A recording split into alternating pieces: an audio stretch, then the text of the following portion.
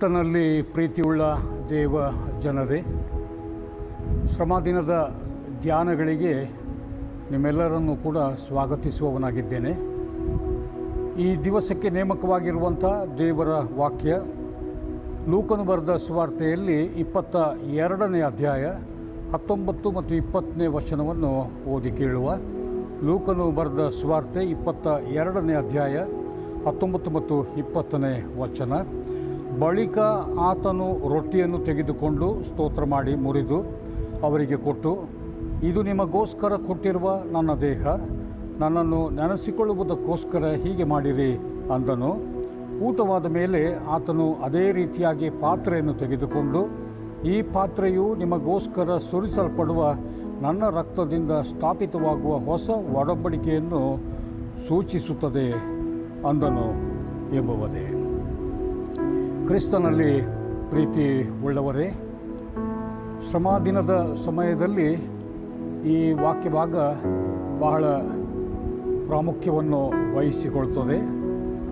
ಯಾಕಂತ ಹೇಳಿದರೆ, ಯೇಸು ಸ್ವಾಮಿ ಈ ವಾಕ್ಯಭಾಗದಲ್ಲಿ ಆತನು ಒಂದು ಹೊಸದಾದಂಥ ಜೀವಿತದ ಮಾದರಿಯನ್ನು ಆತನು ಇಲ್ಲಿ ತೋರಿಸಿಕೊಡ್ತಾ ಇದ್ದಾನೆ. ಮೇಲುಪ್ಪರಿಗೆಯ ಮನೆಯಲ್ಲಿ ತನ್ನ ಶಿಷ್ಯರೊಂದಿಗೆ ಕಡೆಯ ಪಸ್ಕ ಭೋಜನವನ್ನು ಮಾಡುವಂಥ ಸಮಯದಲ್ಲಿ ಆತನು ರೊಟ್ಟಿಯನ್ನು ತೆಗೆದುಕೊಂಡು ಮುರಿದು ದೇವರಿಗೆ ಸ್ತೋತ್ರ ಮಾಡಿ, ತಕೊಳ್ಳಿ ತಿನ್ನಿರಿ, ಇದು ನಿಮಗೋಸ್ಕರ ಕೊಡಲ್ಪಟ್ಟಿರುವ ನನ್ನ ದೇಹ ಅಂದನು.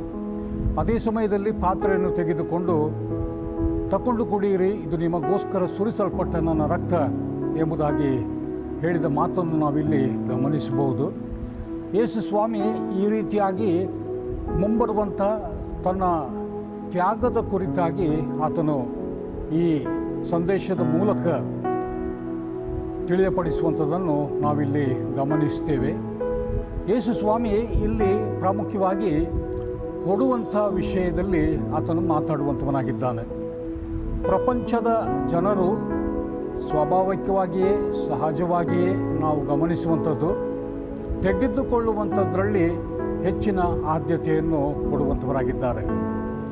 ಪ್ರಪಂಚದ ಜನರು, ಸ್ಥಿತಿಗತಿಗಳು, ವಾತಾವರಣ, ಪರಿಸ್ಥಿತಿ ನಮಗೆ ತಿಳಿಸಿಕೊಡುವಂಥ ವಿಷಯ ಏನು ಎಂಬುದಾಗಿ ನಾವು ನೋಡುವಾಗ, ಒಬ್ಬ ಮನುಷ್ಯನು ಎಷ್ಟು ತೆಗೆದುಕೊಳ್ಳುತ್ತಾನೋ ಅಷ್ಟರ ಮಟ್ಟಿಗೆ ಅವನಿಗೆ ಒಳ್ಳೆಯದೆಂಬುದಾಗಿ ಪ್ರಪಂಚ ನಮಗೆ ಅದನ್ನು ತಿಳಿಯಪಡಿಸುತ್ತದೆ.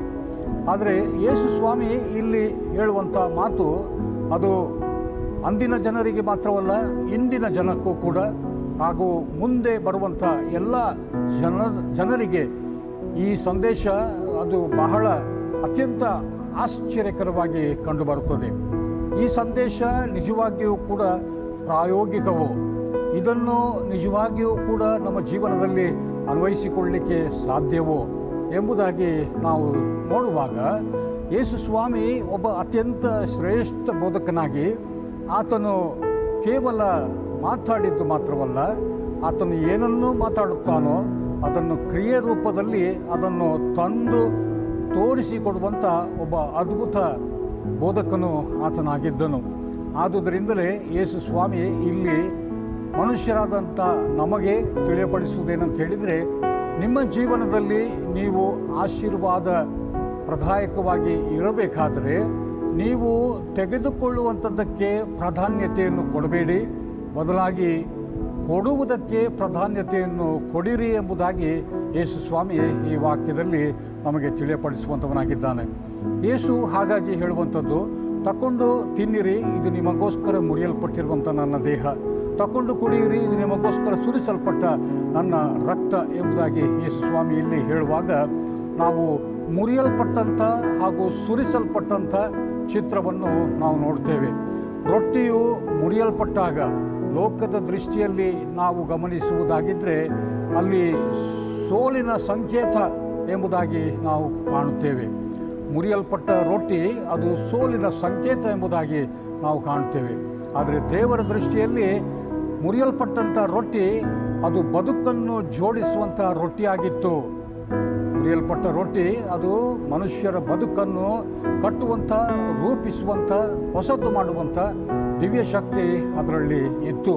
ಅದೇ ಸಮಯದಲ್ಲಿ ಯೇಸು ತನ್ನ ರಕ್ತವನ್ನು ಸುರಿಸಿ ಅದನ್ನು ತಗೊಂಡು ಕುಡಿಯಿರಿ ಎಂಬುದಾಗಿ ಹೇಳುವಾಗ, ಮನುಷ್ಯರಾದಂಥ ನಾವು ಸ್ವಾಭಾವಿಕವಾಗಿ ನಮ್ಮ ಬಾಯಾರಿಕೆಗೆ ಉಪಯೋಗಿಸುವಂಥ ನೀರು ನಾವು ಕಾಲದಿಂದ ಕಾಲಕ್ಕೆ ಅದನ್ನು ಕುಡಿಯುತ್ತಲೇ ಬರಬೇಕಾಗ್ತದೆ. ನಾವು ಯಾವ ಹೊತ್ತಿಗೂ ಕೂಡ ಕುಡಿದು ಇನ್ನು ಮುಂದಕ್ಕೆ ಕುಡಿಯುವಂಥ ಅಗತ್ಯ ಇಲ್ಲ ಎಂಬುದಾಗಿ ನಾವು ಹೇಳಲಿಕ್ಕೆ ಆಗೋದಿಲ್ಲ. ಆದರೆ ಇಲ್ಲಿ ಯೇಸು ಸ್ವಾಮಿ ತಗೊಂಡು ಕುಡಿಯಿರಿ, ಇದು ನಿಮಗೋಸ್ಕರ ಸುರಿಸಲ್ಪಟ್ಟಿರುವ ನನ್ನ ರಕ್ತ ಎಂಬುದಾಗಿ ಹೇಳುವಾಗ, ಈ ರಕ್ತವನ್ನು ಕುಡಿದಂಥವರು ಅಂತೇಳಿದರೆ ಯೇಸುವಿನ ಬಾಳು, ಆತನ ಬೋಧನೆ, ಆತನ ಮಾರ್ಗದರ್ಶನ, ಆತನು ತೋರಿಸಿಕೊಟ್ಟಂಥ ದಾರಿ, ಇದನ್ನು ಯಾರು ಅನುಸರಿಸುತ್ತಾರೋ ಅವರು ತಮ್ಮ ಜೀವನದಲ್ಲಿ ಯೇಸು ಸ್ವಾಮಿ ತಗೊಂಡು ಕುಡಿಯಿರಿ, ಇದು ನಿಮಗೋಸ್ಕರ ಸುರಿಸಲ್ಪಟ್ಟಿರುವ ನನ್ನ ರಕ್ತ ಎಂಬುದಾಗಿ ಹೇಳುವಾಗ, ಆ ರೀತಿಯಾಗಿ ಕುಡಿದವರು ತಮ್ಮ ಜೀವನದಲ್ಲಿ ಒಂದು ಬಲವಾದಂಥ, ಹೊಸದಾದಂಥ, ಸಂಪೂರ್ಣ ಪರಿವರ್ತನೆಯತ್ತ ನಡೆಸುವಂಥ ಆತ್ಮನ ಶಕ್ತಿಯನ್ನು ಅವರು ಹೊಂದಿಕೊಳ್ಳುವಂಥದ್ದನ್ನು ನಾವಿಲ್ಲಿ ನೋಡುವಂಥವರಾಗಿದ್ದೇವೆ. ಆದುದರಿಂದ ನಾವು ಗಮನಿಸುವಂಥ ಮತ್ತೊಂದು ವಿಷಯ, ಯೇಸುವಿನ ಸುವಾರ್ತೆಯಲ್ಲಿ ನಾವು ನೋಡ್ತೇವೆ, ಯೇಸು ಸಂದೇಶವನ್ನು ಸಾರುತ್ತಿದ್ದ ಬಹಳ ಜನರಿಗೆ ಆತನು ಸಂದೇಶವನ್ನು ಸಾರುವಾಗ, ಈ ಜನರಿಗೆ ಹಸಿವಾಗುತ್ತದಲ್ಲ, ಇವರಿಗೆ ತಿನ್ನುವುದಕ್ಕೆ ರೊಟ್ಟಿಯನ್ನು ತೆಗೆದುಕೊಂಡು ಬನ್ನಿ ಎಂದು ಶಿಷ್ಯರಿಗೆ ಹೇಳುವಾಗ, ಶಿಷ್ಯರು ಈ ಊರಿನಲ್ಲಿ ನಾವು ಎಲ್ಲಿಗೆ ಹೋಗಿ ರೊಟ್ಟಿಯನ್ನು ತೆಗೆದುಕೊಂಡು ಬರಲಿ ಇಷ್ಟು ಜನರಿಗೆ ಎಂಬುದಾಗಿ ಹೇಳುವಾಗ, ಆ ಜನಸಮುದಾಯದಲ್ಲಿ ಒಬ್ಬ ಚಿಕ್ಕ ಬಾಲಕ, ಅವನ ಕೈಗಳಲ್ಲಿದ್ದಂಥ 5 ರೊಟ್ಟಿ 2 ಮೀನು ಅದನ್ನು ಇವರು ಗೊತ್ತು ಮಾಡಿಕೊಂಡು ಅದನ್ನು ಯೇಸುವಿನ ಬಳಿಗೆ ತೆಗೆದುಕೊಂಡು ಬರ್ತಾರೆ. ಯೇಸು ಸ್ವಾಮಿ ಆ 5 ರೊಟ್ಟಿ 2 ಮೀನನ್ನು ಕೈಗಳಲ್ಲಿ ತೆಗೆದುಕೊಂಡು ಪರಲೋಕದಲ್ಲಿರುವ ತನ್ನ ತಂದೆಯಲ್ಲಿ ಪ್ರಾರ್ಥಿಸಿದಾಗ, 5 ರೊಟ್ಟಿ 2 ಮೀನು ಅದು ಕೇವಲ ಸಣ್ಣ ಸಂಖ್ಯೆ ಆಗಿತ್ತು. ಆದರೆ ದೇವರ ಹಸ್ತಗಳಲ್ಲಿ ಆ ಸಣ್ಣ ಸಂಖ್ಯೆಯ ವಸ್ತುಗಳು ಅದು ಪರಿವರ್ತನೆಯಾಗಿ 1000ಗಟ್ಟಲೆ ಜನರು ಹೊಟ್ಟೆ ತುಂಬ ತಿಂದು ಇನ್ನೂ ಉಳಿದು ಹೋಯಿತು ಎಂಬುದಾಗಿ ನಾವು ನೋಡ್ತೇವೆ. ಆದುದರಿಂದ ಈ ದಿನದ ವಾಕ್ಯ ಸಂದೇಶದ ಮೂಲಕವಾಗಿ ನಾವು ಗಮನಿಸಿಕೊಳ್ಳಬೇಕಾದಂಥ ಅತಿ ಪ್ರಾಮುಖ್ಯವಾದಂಥ ವಿಷಯ ಏನಂತ ಹೇಳಿದರೆ, ನಮ್ಮ ಬದುಕಿನಲ್ಲಿ ನಾವು ಸ್ವಾಭಾವಿಕವಾಗಿ ತೆಗೆದುಕೊಳ್ಳುವಂಥದ್ರಲ್ಲಿ ಪ್ರಾಮುಖ್ಯತೆಯನ್ನು ಕೊಡ್ತೇವೆ. ಆದರೆ ತೆಗೆದುಕೊಳ್ಳುವಂಥ ಮನುಷ್ಯ ಅವನು ವೃದ್ಧಿ ಆಗುವುದಿಲ್ಲ, ಅವನು ಆಶೀರ್ವಾದ ಪಡೆದುಕೊಳ್ಳುವುದಿಲ್ಲ. ಅದರ ಬದಲಿಗೆ ಕೊಡುವಂಥ ಮನುಷ್ಯ ಅವನು ವೃದ್ಧಿಯಾಗುತ್ತಾನೆ. ಅವನಲ್ಲಿ ಯಾವ ಕೊರತೆಯೂ ಕೂಡ ಬಾರದು. ಅವನ ಜೀವನದಲ್ಲಿ ಅವನು ಸಮಾಧಾನ, ಶಾಂತಿ, ಸಂತೃಪ್ತತೆಯಿಂದ ಹಲವಾರು ಜನರಿಗೆ ಪ್ರಯೋಜನಕಾರಿಯಾದಂಥ ಬದುಕನ್ನು ನಡೆಸಲಿಕ್ಕೆ ದೇವರು ಅವಳನ್ನು ಸಾಧನವಾಗಿ ಉಪಯೋಗಿಸಿಕೊಳ್ಳಲಿಕ್ಕೆ ದೇವರಿಗೆ ಶಕ್ತಿ ಇದೆ. ದೇವರ ಬಲವುಳ್ಳ ಹಸ್ತಗಳಿಗೆ ನಮ್ಮನ್ನು, ಈ ಧ್ಯಾನವನ್ನು, ನಮ್ಮ ಬದುಕನ್ನು ನಾವು ಆತನ ಕೈಗಳಿಗೆ, ಆ ಬಾಲಕನು 5 ರೊಟ್ಟಿ 2 ಮೀನನ್ನು ಹೇಗೆ ತಂದು ಸಮರ್ಪಿಸಿದಾಗ ಆಶೀರ್ವಾದ ಹೊಂದಿದನೋ, ಅದೇ ರೀತಿಯಲ್ಲಿ ನಮ್ಮ ಬದುಕಿನ ಮುಂದಿನ ದಾರಿಯನ್ನು, ಆಲೋಚನೆಯನ್ನು ನಾವು ದೇವರ ಕೈಗಳಿಗೆ ಒಪ್ಪಿಸಿಕೊಡುವ, ನಮ್ಮೆಲ್ಲ ಬಲಹೀನತೆಗಳನ್ನು, ನಮ್ಮೆಲ್ಲ ಕುಂದುಕೊರತೆಗಳನ್ನು, ನಮ್ಮೆಲ್ಲ ಲೋಪದೋಷಗಳನ್ನು ಆತನು ಪರಿಹಾರ ಮಾಡಿ ನಮಗೆ ಸ್ವಸ್ಥತೆಯನ್ನು ತಂದು ಕೊಡಲಿಕ್ಕೆ ಆತನು ಶಕ್ತನಾಗಿದ್ದಾನೆ. ಈ ರೀತಿಯಾದಂಥ ಆಶೀರ್ವಾದ ಕೇಳುಗರಾದಂಥ ನಿಮ್ಮೆಲ್ಲರ ಬಾಳಿನಲ್ಲಿ, ನಿಮ್ಮ ಬದುಕಿನ ಮುಂದಿನ ದಿವಸಗಳಲ್ಲಿ ಈ ವಾಕ್ಯ ಧ್ಯಾನ ನಿಮಗೆ ಆಧಾರವಾಗಿರಲಿ. ನಿಮಗೆ ವಿಶೇಷವಾದಂಥ ಸಂತೋಷ, ಸಮಾಧಾನ ನಿಮಗೆ ಸದಾಕಾಲ ಲಭಿಸಲಿ. ಯೇಸು ಕ್ರಿಸ್ತನ ಹೆಸರಿನ ಮೂಲಕವಾಗಿ ಈ ಧ್ಯಾನವನ್ನು ದೇವರ ಕೈಗಳಿಗೆ ಸಮರ್ಪಿಸಿಕೊಡ್ತೇನೆ. ಆಮೆನ್.